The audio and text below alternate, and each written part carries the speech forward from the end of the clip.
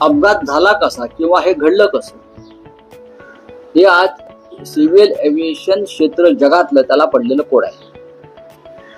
30 सेकंदामध्ये घडलं कसं, एकाच वेळेला 2 इंजिन बंद पडली कशी, कोणी सायबरच्या माध्यमातून ही हायजॅक केली का, असे अनेक प्रकार समोर येत आहेत. आपण त्यातले एक्सपर्ट नाही आहोत, पण शत्रू राष्ट्राकडून जे सायबर हल्ले होत आहेत, सायबर हल्ले आपल्या देशावर, ही अत्यंत गंभीर गोष्ट आहे.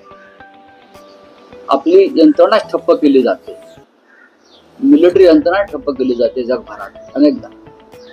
या सगळ्याचा तपास एजन्सी जर करत असेल तर त्याच्यावरती आता फार चर्चा करणं योग्य नाही. दुर्दैवानं 300 पेक्षा जास्त लोकांना प्राण गमवावे लागले. याच्यामध्ये लोक वेगळे वेगळे अँगल्स देत आहेत, एक्सपर्ट्स, तर ते तपास होईल. तुम्ही जो संशय व्यक्त करता आहात सायबर हल्ला किंवा ज्या पद्धतीनं अत्याधुनिक सगळ्या यंत्रणा, तर हा अपघात आहे की घातपात आहे, तुमचं काय मत? नाही, मी त्याच्यावरती आता माझ्या मनात काही शंका आहेत आणि त्या शंका आता उघडपणे बोलून एक गोंधळ निर्माण करणं बरोबर नाही.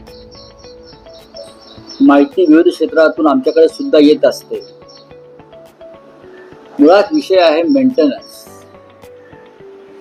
अहमदाबाद एअरपोर्टवर जिथून विमान उडायला परवानगी दिली,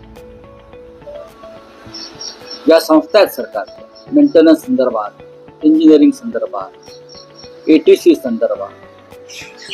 ATC मध्ये क्षमतेपेक्षा 56% माणसं कमी आहेत.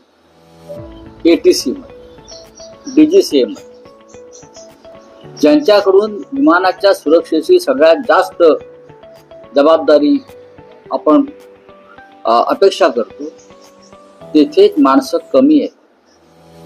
का, कशासाठी? अहमदाबाद एअरपोर्ट कोणाच्या ताब्यात आहे? अहमदाबाद एअरपोर्टवर विमानांच्या मेंटेनन्सची जबाबदारी कोणावर आहे? या सगळ्या गोष्टींवर आज लोक, प्रवासी यांच्या मनात संशय आहे. आणि हा संशय असाच राहिला तर विमानातून प्रवास करणाऱ्यांची संख्या या देशामध्ये. नवीन घडामोडी पाहण्यासाठी आजच आम्ही मुंबईकर 24 तासला लाईक करा, सबस्क्राईब करा आणि अपडेट रहा.